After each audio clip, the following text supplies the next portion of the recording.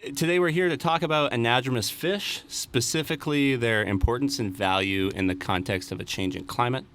Here to join us today are Mike Thalhauser, Jerry Monkman, and Zachary Whitener. Mike, Jerry, and Zach, could you please just quickly introduce yourselves for everybody? Yeah, Mike Thalhauser. I'm our co-management specialist for the Maine Center for Coastal Fisheries in Stonington. Thanks. Hi, I'm Jerry Monkman. I'm a filmmaker and photographer, writer from Portsmouth, New Hampshire, and I directed a film called Keystone, Voices for the Little Fish, that's in the festival this year. And I'm Zach Whitener. I'm a research associate here at the Gulf of Maine Research Institute, as well as the vessel safety officer, and I love alewives. Thank you, guys. So now that they've introduced themselves, we're going to get started with a few questions. I've got one for each of you, and then we'll move into a little bit of group discussion. But just to start us off, Zach, I was hoping you could just tell us what is an anadromous fish, why are they important, and what makes you so interested in them? All right, Elijah. I would tell you that anadromous fish, particularly alewives, which we'll talk more about, are the most important fish in the sea and the river and the lake. And the point of that, so alewives are fish, and anadromous fish in general, are fish that spend their adult lives in the ocean, but spawn in fresh water. And so the typical example that most people think of is salmon, but there are many species that do that. We've got 7 in Maine alone. And so alewives are really special. The thing about alewives is that everything eats them. They're a small herring, about this big, otherwise known as river herring, along with another species, blueback herring. They oftentimes get lumped together. But alewives are very rich in calories. They're very oily, they're very fatty, and so everything likes to eat them. They run in big schools, and they get eaten by birds, they get eaten by whales, they get eaten by raccoons, they get eaten by striped bass, they get eaten by cormorants, they get eaten by everything. And what's amazing about alewives is they spend 4 years of their life in the ocean, and they return back to the rivers where they were hatched themselves. And what's really neat about them is their timing in the spring. They come up usually in May, and it's a giant biomass of basically ocean fish that otherwise would never be available to land predators or nearshore predators that come up into rivers where they're very easy to catch. If you're a human, you can catch them with your hands sometimes. They run so thick, and they're very easy for other predators to eat. And they bring that ocean ecosystem to us. They bring it to land, and they come up into very small rivers, into small brooks, and then they come up into ponds where they spawn, and usually 2 or 3 weeks later, the adults go back to the ocean. Everything eats them on the way out, too. And then the juveniles, they hatch, depending on the water temperature, in a couple days usually, and they'll hang out in the freshwater lakes for anywhere from a couple weeks to a year. And that happens where they overwinter depending on how much water flow there is out of the lake. Sometimes they get stuck in the lake. And you know who's really happy about that? It's bass, it's perch, it's pickerel, it's seagulls that are on your local ponds. So everything eats alewives, and they're really important, again, because they bring that ocean ecosystem into the near shore, into the land ecosystem. Awesome. Thank you, Zach. So there will be a test later. If you didn't get all that, you're probably going to fail. Now that we got the ecological side of things covered, Mike, I was hoping you could tell us maybe on the community side, what brings communities in Maine into this work, particularly restoring and managing and monitoring these fish? Yeah, thanks. So building on what Zach was talking about, these little silvery fish that swim in big schools and are really food for everything, like most silvery fish that swim in schools and are eaten by everything, they make really good food for people, and they make really good food for bait. And so most of the communities that we're dealing with here are coastal communities that really view this as an important source of not just food for them, but food for other species in the form of bait. And so they can be an actual income source for some of these towns that want to bring back some of the commercial harvest that they've had to. And if a lot of you guys follow GMRI, you probably know about some of the access issues into fisheries. And I can't think of another species where to be able to commercially harvest a species instead of buying a license or attaining quota or things like that to be able to access fish that whereas with river herring, you've actually got to collect 10 years of data in the form of run counts and biological samples and things like that. So to be anywhere involved in this kind of traditional use of river herring or alewives, you've actually got to be a fisheries manager. And so it inherently brings these communities, these fishermen, way, way into the governance process. And that's really what brings a lot of the communities that I work with in that. And I think really the short answer that I like to give to this kind of question is when you're a fishing community and your entire existence really is based on having access to fisheries and being part of that that ecosystem moving back and forth, and every May 3rd or 4th or whatever, like clockwork, you've got hundreds of thousands of little fish swimming from that ocean that you depend on and have depended on forever to swim right into your town and spend the month there and really show that presence there. You're going to be connected to them at a really basic level. And so from everyone that we talk to that's part of this, whether they're trying to commercially fish, whether they're just using these as a food resource for themselves or whatever it is, have a real deep kind of cultural connection to the fish. And so it's not hard to see why folks want to be part of that. Thanks. Yeah, thanks for that, Mike. Really cool to hear about how communities come together around these fish, and obviously a lot of people care about anadromous fish, and a subset of that group is filmmakers and artists. And so, Jerry, that's a graceful segue to you. What goes into making a film about anadromous fish, and what about these fish makes them great for storytelling? Okay. Well, the first thing you have to do is make sure everyone who watches your film understands what the word anadromous means. So, how many of you here have never heard that word before you sat down? Okay, so it's a good thing Zach was here to explain that.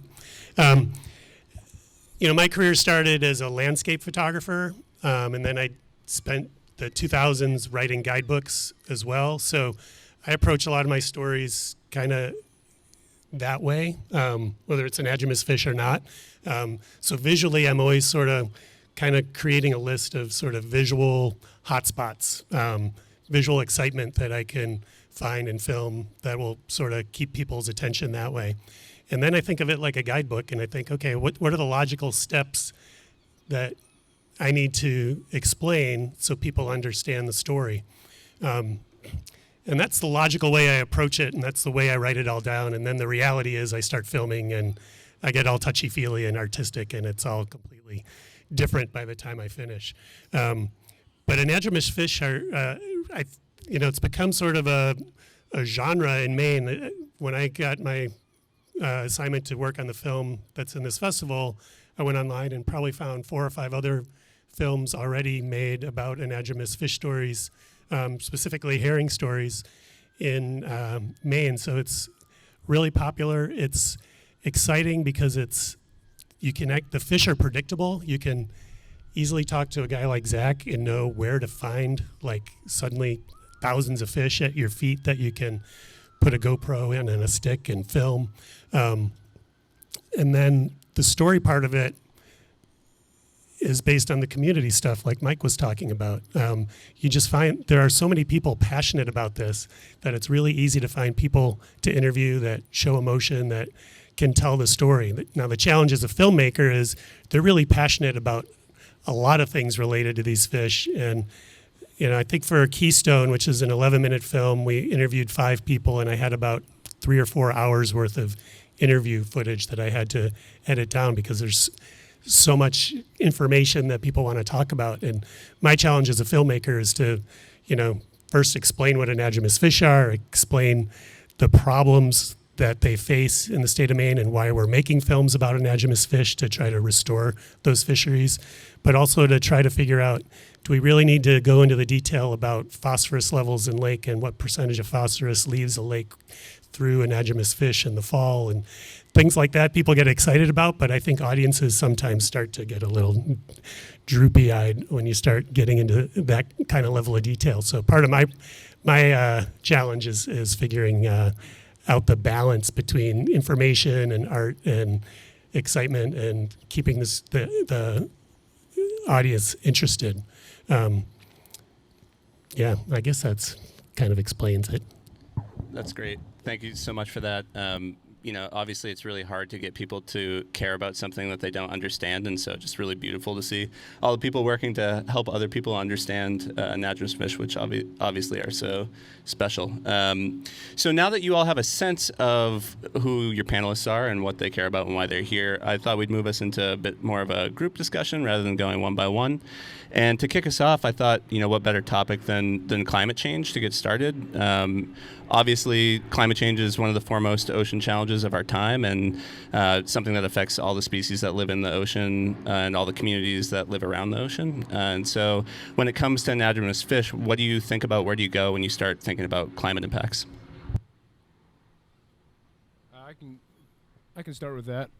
So alewives in particular, I'll talk about a couple other anadromous fish. Alewives in particular in Maine are pretty lucky in terms of climate because their range naturally is from about Newfoundland down to South Carolina. So we're still in their envelope of where they're comfortable. Even if it gets warmer here, there are populations south of us. So they're, as a species, they're used to warmer water. That being said, some of the challenges that they will run into with warmer waters are changes in the plankton community, for sure, that affects them both at sea and in lakes and rivers. And also changes in rainfall make a really big difference for alewives. As you can tell, we can talk about this stuff for days, but what's really important about rainfall is they need water to get upriver. So if your falls are too big in the springtime with a really big freshet in the spring when all the snow's melting, they always have to sit at the bottom and wait until that water goes down enough to be able to swim up. Vice versa, if there's not enough rain, the falls have not enough water and they can't swim up. So too much water is a bad thing, too little water is a bad thing. Likewise, in the summertime, the juvenile alewives have to get out of their lakes to go to the ocean to keep growing. And what happens is if there's too little water from a very dry summer, it's very difficult, especially lakes that have dams at the entrance, or at the outlet rather, it's very difficult for fish to get out of the lake if it's only a trickle going out. And so oftentimes they'll wait until they don't mean to, they'll be gathered at the dam trying to get over, and then when there's a really big rainstorm, we have a thunderstorm in the summer, there'll be a pulse of juveniles that can get down river. So water level is really important to the alewives. So, yeah. This isn't exactly climate change, but still on the kind of human perspectives and interactions and how we prioritize those. So I think it's in the same ballpark. Zach was talking about those pond levels being really important to what the river herring and alewives need as they move back and forth between saltwater and freshwater. And I know something, I'm not sure if this came up in some of the stuff that you worked on in China Lakes and other places like that, but that we run into in a lot of these restoration projects when we're talking about restoring a fisheries run, and that usually involves something with a dam or removing it, things like that. And what inevitably comes up is a big conversation, a lot of heated conversation around what the right pond level is in a lot of these streams. And we've got a lot of, lake owners association and community people that that live on these ponds that either half of them want, levels to be lower so they can have a bigger beach, or levels to be higher so their kayaks and canoes can be closer to their house, without realizing that these fish's entire lives really depend on that water being able to move freely back and forth. And some of the restoration solutions end up being complete dam removal and some modification. And so that's just something I think we've all kind of run into in this restoration work is kind of balancing those human wants with the fish's needs, and kind of what the long-term impacts of both of those are. But I'll totally double down on what Zach said. I think the biggest thing river herring really deal with are changes in fall rains. I mean, you look at the grass around here and know that we haven't had droughts like this in a long time, and we really see a lot of impacts with that.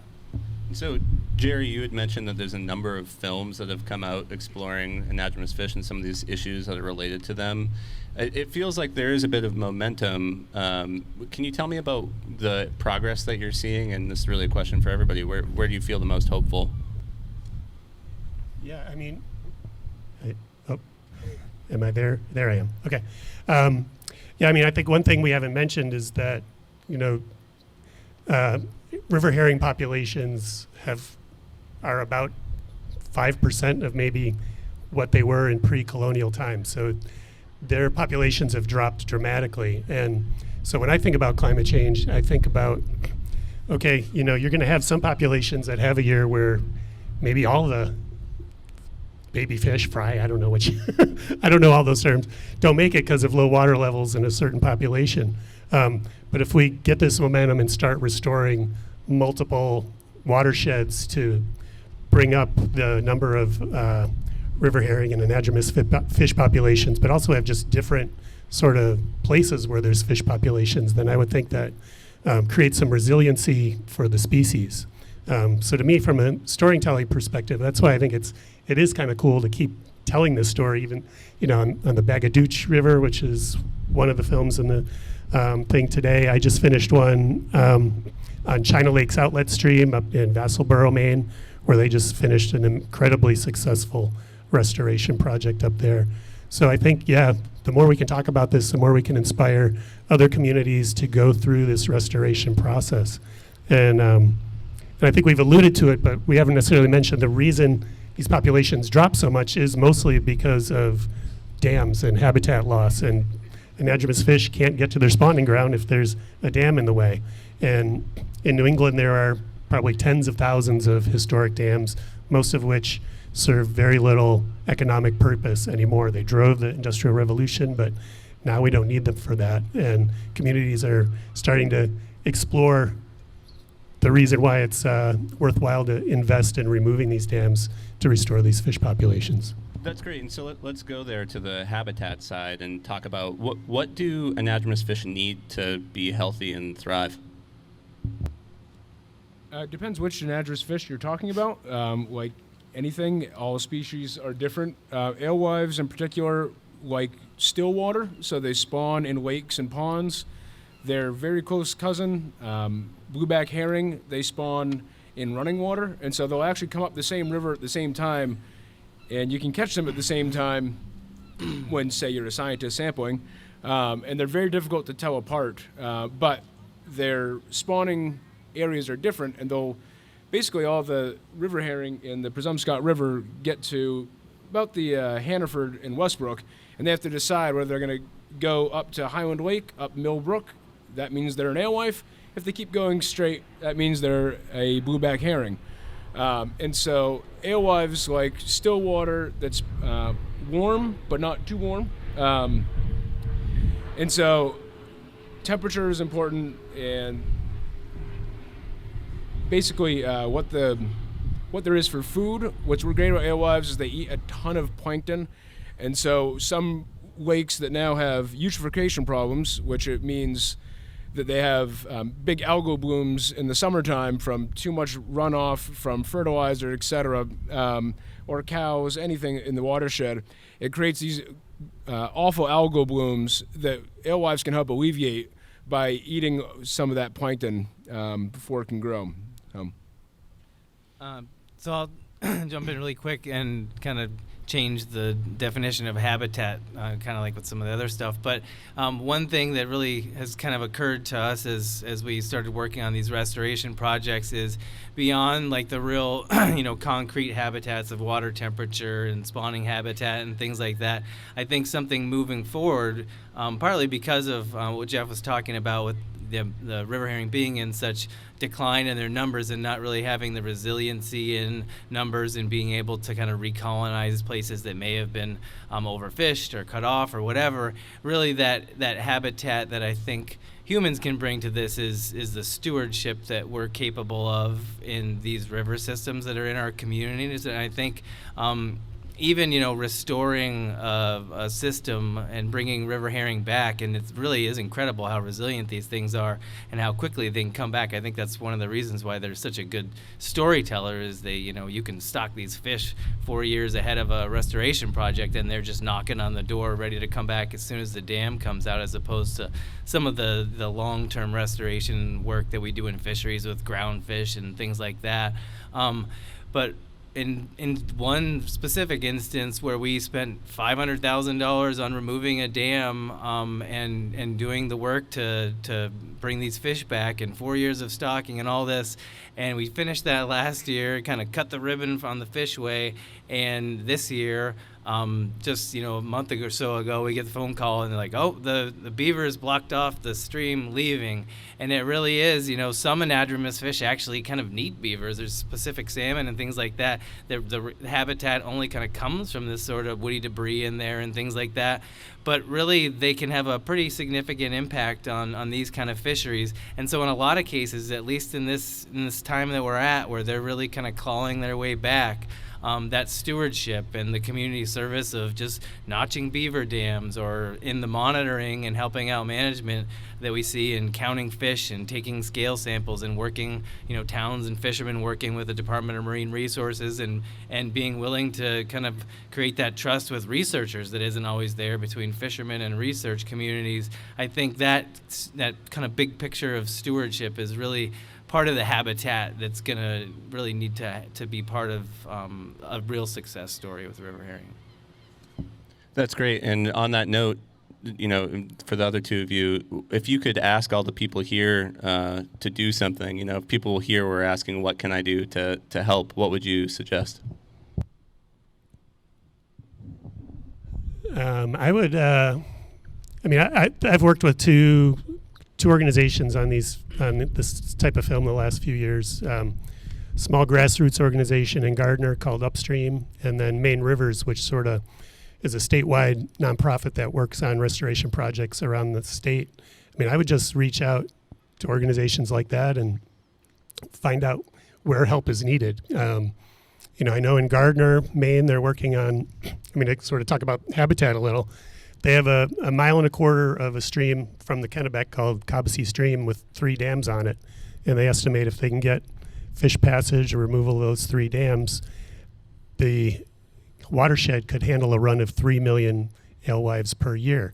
So it's a pretty significant little bit of water up there that these fish could do. But it takes a lot of effort. It takes a lot of working with your local governments, county governments, the state, finding the money, talking to, what I think a lot of people don't realize is these dams mostly are owned by private individuals who just happened to buy an old mill building next to this dam 50 years ago, and now they have a dam that's going to cost $1 million to remove or $2 million to build a fishway, and they don't have resources to do that. So you have to,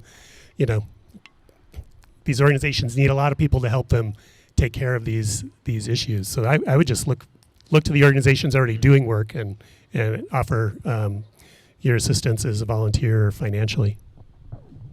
Yeah, I agree with that entirely. And one of the most important things is that now you all know what anadromous means, and that you can, when someone mentions something about alewives, or they ask what an alewife is, you know what it is, and you can be an advocate just to help educate people that these fish are important and that they should be here. They've been here for a long time, and we can help with that. And getting people to know that they actually even exist is important. You wouldn't believe how many times I hear people get confused between alewives and elvers.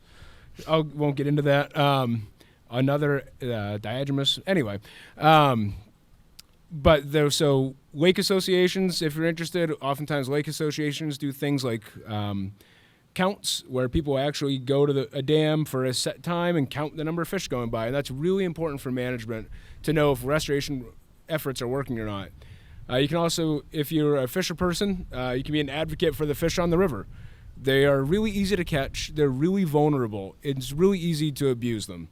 A lot of people have no sense of what they're doing is wrong when they take buckets of fish way over the limits, and you can just ask them, what are you going to do with those? Because oftentimes people don't know what they're going to do. Oh, I'm going to want my kid to play with them. Okay, fine. Let the kid play with one and then throw it back in the river. And so you can be an advocate in many ways, whether it's in your community or as an individual. Yeah, just really quick, I think you guys are right on the money as far as if you're really interested in looking. I think land trusts, Maine Coast Heritage Trust is a great statewide one that really works in a lot of different places and has a lot of connections. Our organization is part of the Down East Fisheries Partnership further down east that really there's a lot of cool networks when it comes to river herring, and a lot of people, everybody knows each other in this world, and so you don't have to make too many connections to find out where you're useful. But I think the biggest take home for me is just that the capacity that we have and that's needed with river herring. I think there's 50 people here, so there's probably 10 times as many people here than there are at the entire Department of Marine Resources working in anadromous fish. And they've got to cover the entire coast of Maine collecting biological samples to see how old these things are and to count fish and to do all the things that they need to be successful managers. And so there's real opportunity. There's not many, even for a fisherman that wants to be really involved in, research or management, there's not many species where there's, the need, and it's almost like a co-management, we call it, where we're bringing fishermen and traditional managers together to look at this. And it's kind of, alewives are cool because they're in a sort of co-management by necessity situation, because there's really not the capacity anywhere there else. And so I think just realizing that you really can be a difference in that, whether it's supporting it through outreach and education, or actually, with a clicker out there next to a stream counting fish, or going into schools and talking about this. I think there's that capacity is really a big deal with alewives. Thanks. Well, thank you all for that. I've got one more question for everybody, and then we're going to move into some Q&A before we get to the films. Of course, we have to wait for it to get dark. And it's really less of a question and more of an invitation to please tell us a story, maybe quickly, but a story that comes to mind that's maybe most emblematic of your relationship with these various species. You seem to be looking at me. So I grew up on a little island over there, Long Island, and I grew up lobstering. And I had heard about alewives. There's no brook on the island. Luckily, we don't have black fly as a result of that either, but we had no alewives. First alewife I ever saw was in a barrel of herring on the boat, and asked the captain what it was. And then so I knew that they were around and heard something about them. And then I remember in school reading about the first colonists that came over here, talking about being able to walk across the rivers on fish. And a lot of that really feels like marketing, trying to get other colonists to come on over. So, I knew they were around, but I knew that they had been really depressed for a long time. I got a job here as an intern at the Gulf of Maine Research Institute and got put on a project on alewives. And I was told that if I went up to the Brasumscot River on May 12th, they would be there. Okay. And so at the time, they hadn't put in all the nice trails down Brasumscot Falls, and so I'm kind of trying to decide whose yard I should walk through to get down to the falls. And I went down there, and it was honestly like a National Geographic moment, where the pool below the falls was black with fish, with ospreys and eagles and cormorants, and there were striped bass crashing through, seals crashing through, and it just blew my mind that this is real. This is what all these rivers could be. It's what they used to be once the fish get a chance. And I think that really was what lit the spark for me for alewives and how important they can be. So even in an urban environment like Falmouth, Portland area, there can be this rush of fish. And at that year, there were about 70,000 fish that went up to Highland Lake. It was just amazing to see. Yeah, I guess, for me, it's that same sort of excitement. I mean, probably a lot of you have walked along dozens or hundreds of streams in New England in your life, and you might see one or two fish a summer if you're lucky, if you're not fishing. If you fish, you might find a few more.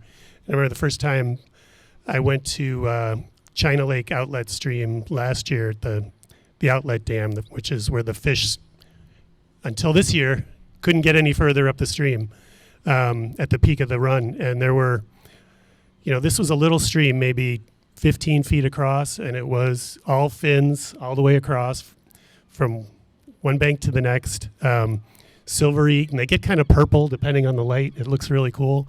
And I just started walking down the stream, and it was like that for a quarter mile down the stream, and I was just like blown away that this existed here in the state of Maine. I'd seen salmon runs like that in Alaska, but never anything like that here. And then the one moment in my film interviewing someone that really sort of highlighted the restoration efforts to me was the woman who's leading the sort of charge on Cobbessee Stream in Gardner. Her name's Tina Wood. She started researching the town records to learn about historic runs of fish. Excuse me.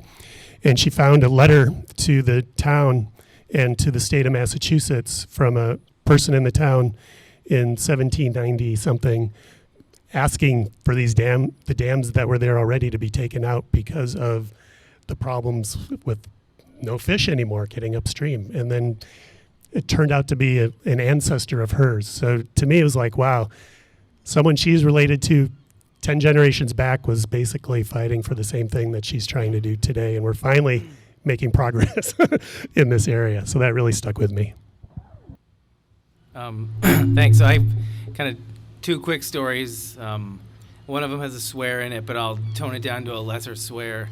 So we'll start with that one. So, when I first started here about 6 years ago, I'm a fisheries biologist, by training. And so a lot of my job is working with towns to help them form sort of committees to do this monitoring and management and that type of work. And then, I've worked helping out stocking and things like that. And so that involves a lot of volunteer hours and things like that in our community. And I just remember after like an 8-hour day of doing some counts, beaver dam notching, and stocking fish into several different ponds in the Bagaduce River drainage where I work, after this long day, me kind of, being tired or whatever, we're sort of wrapping up, and I turned to one of the women that's sort of the matriarch of the town of Brooksville in this sort of this river herring effort, and I was like, just gave her kind of a thank you at the end, and she looked at me and was like, the heck with you, these are our fish, thank you. And so, to me, it really brings in that there's real sort of ownership in these local fisheries and pride in restoring them and being able to be part of that. And so that was just something that really stuck with me as someone who thinks, oh, I'm helping these guys out. And they're like, no, you're helping us do what we're supposed to be doing. And so that was really important to me. And I think the other one isn't really my story. It's kind of other people's stories that I hear, and they're all really similar. When you're out on these streams in the month of May when these fish are running, and they really end up being these local gathering places where people drive by, and every May, things are kind of slow, winter just wrapped up, people aren't really fishing that hard, and you got a lot of people stopping by in their pickup trucks and coming down and checking out the fish run that year, and everybody's story is the same. It's them as a 5-year-old or an 8-year-old coming down to these streams and reaching in, like Zach said, and grabbing them with a fish. And I mean, if you're a 5-year-old, if you're a 40-year-old or 50-year-old, and you can reach in without even looking and pull out a fish, I mean, it's something that you're going to remember. And so I think the fish themselves are just great storytellers and kind of give us all the same one. Thanks. Thank you all. Yeah, I think that's a great place to leave it for the panel discussion. We've got about 10 minutes left for Q&A if anybody's interested. I know some note cards went around, but I think we'll kind of ditch those. And if anybody just wants to come up within shouting distance and yell it out at us, I'll restate it for you politely. Oh, we got a raised hand in the white shirt. I can hear you.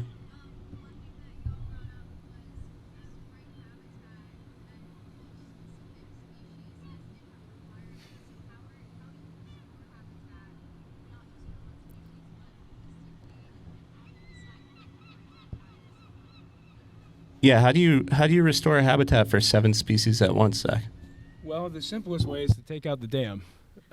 So what's oftentimes when you've got fish ladders, which is the default way to help fish get around dams, what happens is the fish naturally go towards the strongest current, and so you have to have enough current going through the fishway to attract the fish, but not too much current because then they can't swim up it. And so some fish are better than others. So even within the same species, there was a project done by the University of Maine a few years ago where they used tags in Atlantic salmon, and they had basically tag readers at the bottom of the fishway and the top of the fishway to see how many fish started to go up and how many made it up. And they found that actually the biggest salmon that you would think would be the most powerful swimmers had the most difficult time of getting up the fish ladder. It was actually the medium-sized salmon that could swim against the strong current to get up the ladder.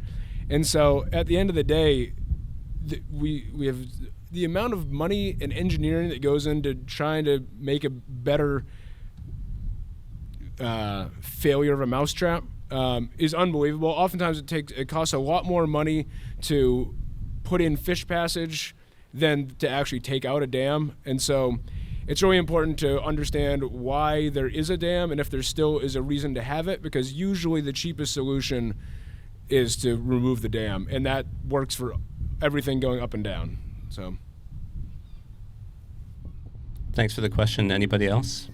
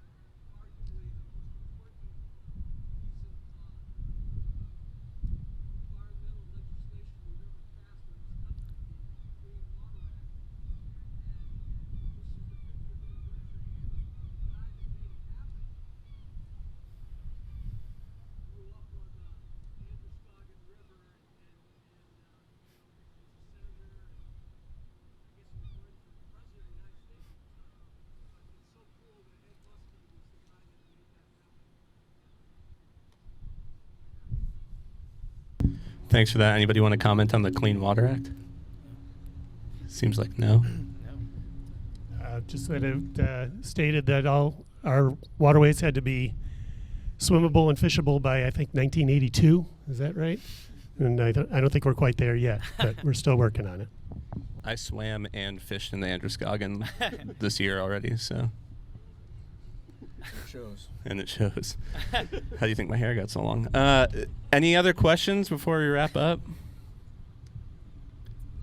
Seeing none, I'd just like to thank our panelists today. If you don't mind to give them a nice round of applause. Also like to thank Maine Outdoor Film Festival for bringing us all to the party, and the Gulf of Maine Research Institute for hosting. Thanks, everybody.